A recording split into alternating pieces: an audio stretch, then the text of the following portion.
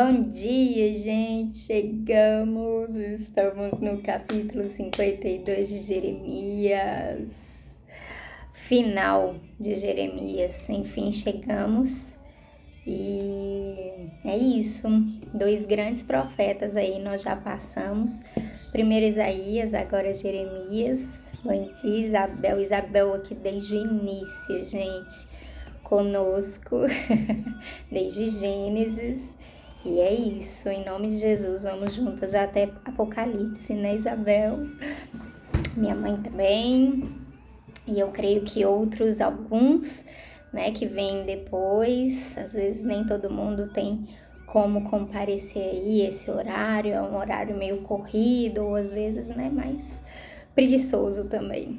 Mas ao longo do dia nós temos mais visualizações e inclusive voltando a pedir para vocês, aqueles que vocês conhecem, que sabem que pode ser uma mensagem, pode, sei lá, alcançar alguém ou alguém que tem interesse ou alguém que goste, né, dessa parte assim de leitura da Bíblia, de buscar entendimento, compreensão e enfim, a respeito de alguns textos.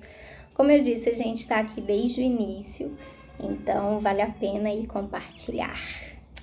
E é isso. Vamos começar orando e aí a gente parte para a leitura, o último capítulo de Jeremias. E como a gente viu, as palavras, as visões, as profecias de Jeremias, elas acabaram ontem, né? No capítulo 51, o final do capítulo ali vai falar, e estas são as últimas palavras que Jeremias falou. Então, o capítulo 52, ele vem falar sobre a visão de Jeremias a respeito do que aconteceu de fato, né? Depois dele ter visto tudo, depois dele ter... Deus tem entregue tantas palavras ali antes, né, de coisas antes de acontecerem para ele. Então ele conta aqui no 52 a sua visão a respeito de tudo que aconteceu. Mas vamos começar orando e aí a gente parte para a leitura. Muito interessante, gente, vocês vão gostar. Amém, Deus. Obrigada, Senhor. Obrigada pela conclusão de mais um livro da Bíblia. Obrigada pelos meus irmãos que estão aqui. Obrigada por aqueles que foram chegando. Obrigada por aqueles que estão desde o início, como a Isabel, a minha mãe. Eu quero, em nome de Jesus, honrá-las, abençoá-las. Sabe, Deus, com o poder de Deus, com o conhecimento do Senhor. Sabe, Deus...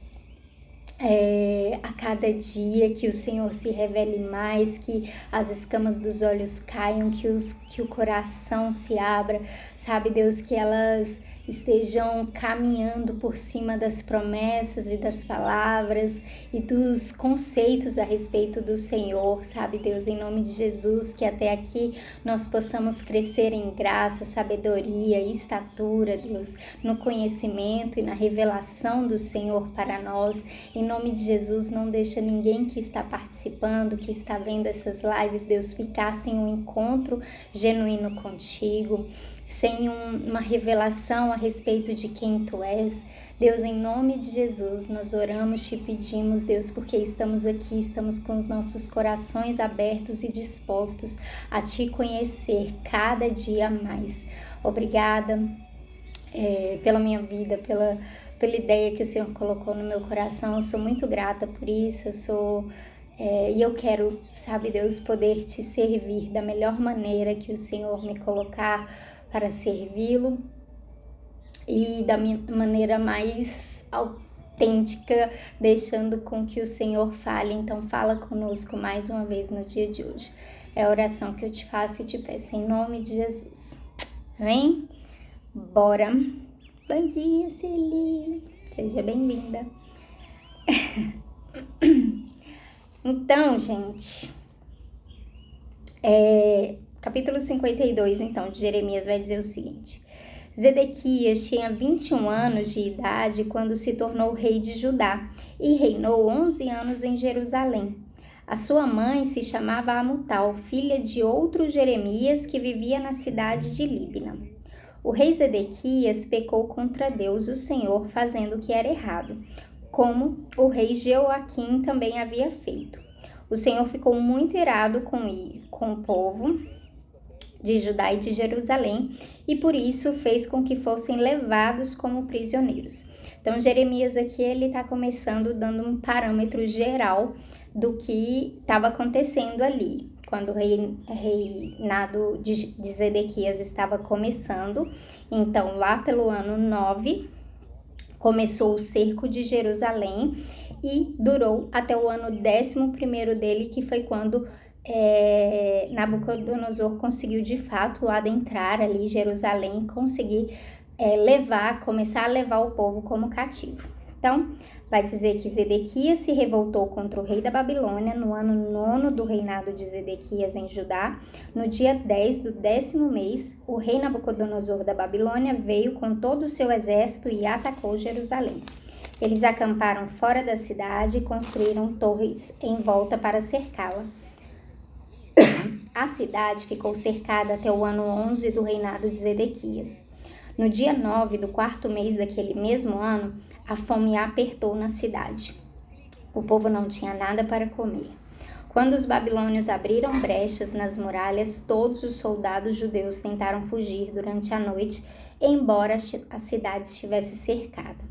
Foram pelo caminho do Jardim Real, atravessaram um portão que liga as duas muralhas, fugiram na direção do Vale do Jordão.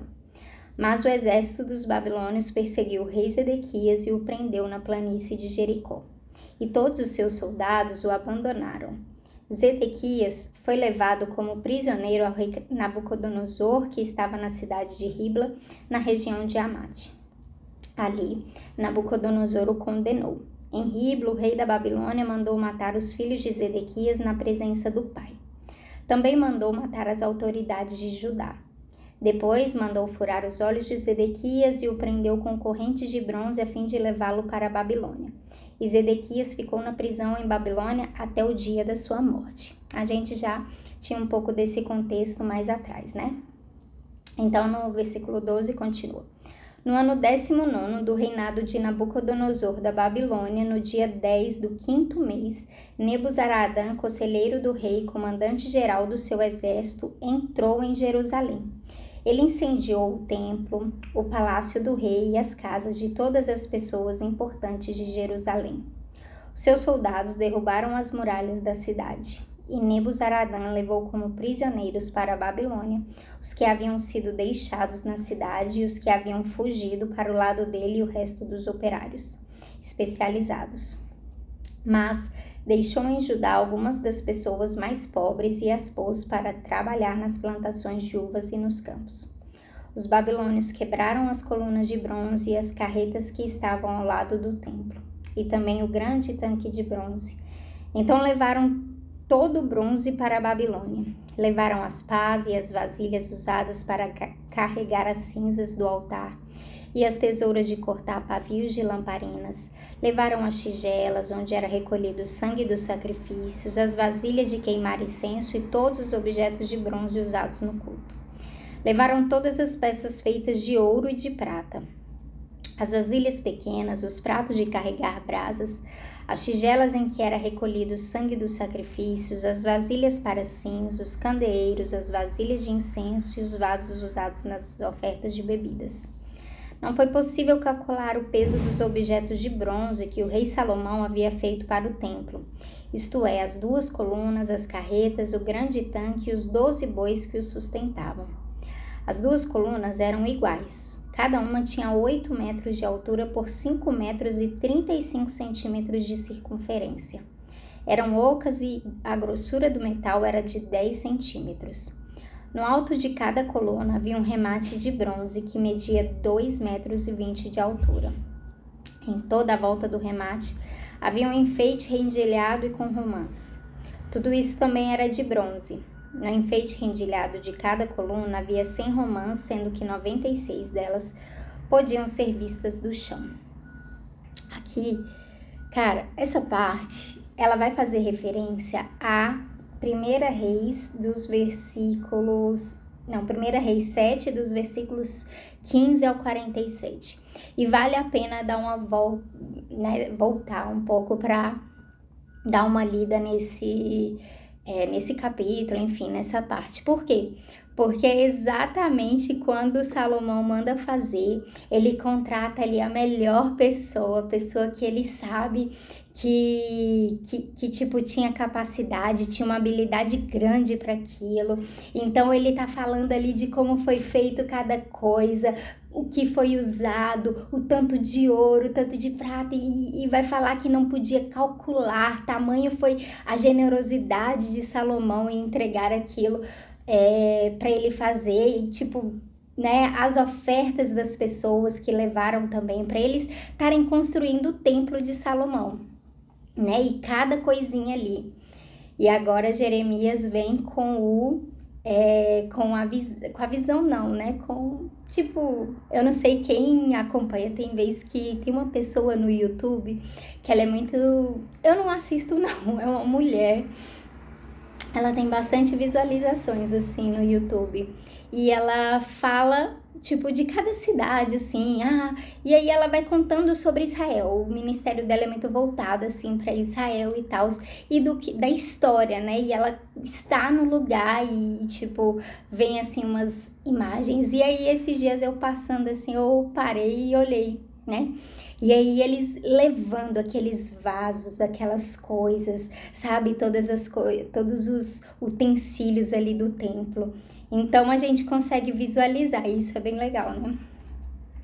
Então aqui Jeremias está falando exatamente isso, que um dia foi dada a promessa, foi dado o cumprimento, foi tudo feito, ficou tudo maravilhoso, as pessoas ali, e eles falaram, caraca, ficou pronto o templo de Salomão, e era uma coisa tão gigante, era uma coisa tão linda, e Salomão e todo o povo foi, orou naquele lugar, e Deus abençoou, Deus liberou as bênçãos ali, falou que se eles cumprissem os mandamentos, iria haver bênçãos, mas se eles deixassem de cumprir, haveria algumas maldições. E agora Jeremias está vendo se cumprir exatamente as maldições, em que aquele templo não ficaria de pé, em que aquelas muralhas não ficariam mais de pé, em que aquelas coisas seriam levadas, aquelas pessoas seriam levadas. Então Jeremias está tendo triste, né? A tristeza de ver as maldições se cumprindo, digamos assim. Então aqui ele vai relatar um pouco disso. E aí a referência que vai fazer é esse capítulo, assim, de como tudo foi construído e feito. E aí no versículo 24 vai continuar dizendo, Nebuzaradão, comandante-geral, também levou como prisioneiro Seraías, o grande sacerdote, e Sofonias, o segundo sacerdote, e os 3 outros oficiais de importância no templo. Da cidade ele levou o oficial que tinha sido comandante das tropas, 7 conselheiros do rei que ainda estavam lá, o oficial encarregado de alistar homens para o exército e mais 60 homens importantes. Nebuzaradão os levou ao rei da Babilônia, que estava na cidade de Ribla, na terra de Amate. Ali o rei mandou surrá-los e depois matá-los. Então o rei Nabucodonosor, sendo servo de Deus, né? Então ele fez muita coisa ruim. A gente olha para o capítulo anterior e a gente fala, gente, mas Deus não chamou Nabucodonosor de servo, não disse que ele é... Mas a gente vê que ele cumpriu a maldição de Deus e ele também foi uma pessoa bem cruel, né? Então, assim, sem dó nem piedade, matou os sacerdotes. E tudo bem que eles fossem errados, mas matar nunca é certo, continua sendo errado. E aí aqui a gente vê ele matando todas as autoridades de Jerusalém. Aí vai dizer assim, o povo de Judá foi levado como prisioneiro para fora da sua terra. Este é o número de prisioneiros que Nabucodonosor levou. No 7º ano do seu reinado, levou 3.023. No 18º ano, 832 de Jerusalém. No 23º ano, Nebuzaradã levou 745. Ao todo, foram levados 4.600 pessoas. No ano em que se tornou o rei da Babilônia, Evil-Merodach foi bondoso com o rei Joaquim de Judá e o libertou da prisão. Isto aconteceu 37 anos, 11 meses e 25 dias depois que Joaquim havia sido levado como prisioneiro. Evil-Merodach tratou Joaquim com bondade e lhe deu uma posição mais alta do que a dos outros reis que eram prisioneiros com ele em Babilônia.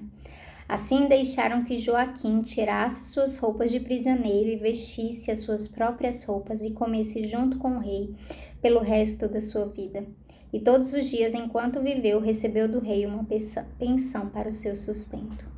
E é assim que acaba o livro de Jeremias. Bom, aqui então a gente finalizando aqui rapidamente, meu tempo já está se esgotando, mas vai falar que não foi todo mundo de uma vez, não foi uma coisa assim, atacou Jerusalém e derrubou e acabou, não, foi aos poucos. E olha só, Nabucodonosor, no 7º ano do seu reinado, então, né, ele adentrou ali no 7º ano do seu reinado, do reinado de Nabucodonosor, e levou de primeira 3.023 pessoas. Aí lá pelo ano 18º, levou mais 800. Aí lá pelo ano 23º, levou mais 700. Então, e ao todo foram ali 4.600 pessoas, o que a gente vê que não foram, né, uma grande... Enfim, eu nem sei quantas pessoas tinham, né? É uma cidade, não é um lugar muito grande, um território muito grande, mas a gente também não sabe. Mas a gente sabe que pessoas muito pobres ficaram para cuidar da vinha, a gente sabe que Jeremias ficou, a gente sabe que outras pessoas fugiram para o Egito, para isso, para aquilo, como tudo que a gente já leu em Jeremias, né? E aí vai dizer que Joaquim, em um determinado momento ali, lá pelo ano 30º tanto, que já não era mais Nabucodonosor, e sim Evil-Merodach.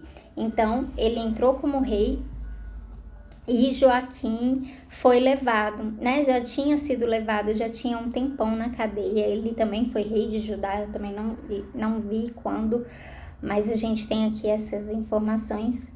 Mas aí Evil-Merodach foi bondoso com o rei Joaquim, deixando ele sair daquela prisão, vestir roupas decentes, comer na mesa junto com o rei, e é isso, né? Então, assim, ele não voltou para o seu país, ele não voltou a governar, assim como muitos, né, sequer viram. Daniel é um deles que cresceu ali, que cresceu na Babilônia, mas seu coração era de Jerusalém, né? E é isso, gente. Então, mas Jeremias, ele acaba de uma forma, né, falando sobre isso. As últimas coisas que traz aí de Jeremias pra gente, então, é falando que o rei Joaquim encontrou favor e bondade num lugar ruim, com uma pessoa que não era do seu povo, que era uma pessoa pagã. Enfim, é isso, que o Senhor possa continuar falando aos nossos corações. E quando eu leio esse capítulo, eu lembro de uma música que me tocou muito assim que eu me converti, que é aquela Restitui. Restitui, eu quero de volta o que é meu. Sara-me, põe teu azeite em minha dor. O tempo que roubado foi não poderá se comparar a tudo aquilo que o Senhor tem preparado ao que clamar. Creia, porque o poder do Senhor pode ressuscitar. E é isso, que nós possamos ter sempre essa convicção no nosso coração, que tudo aquilo que foi tomado, que foi abandonado, foi levado, o Senhor pode ressuscitar. Amém? Meu tempo se esgotou demais a conta. Tchau. Beijo. Amanhã estamos de volta com Lamentações, se Deus quiser. Tchau, tchau.